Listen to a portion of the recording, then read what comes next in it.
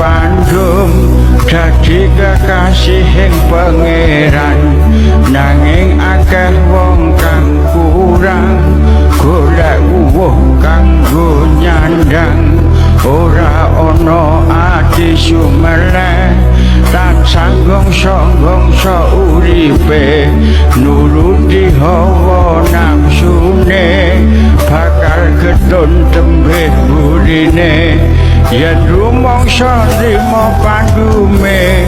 iku dadi pepestine nrimo takdir apa anane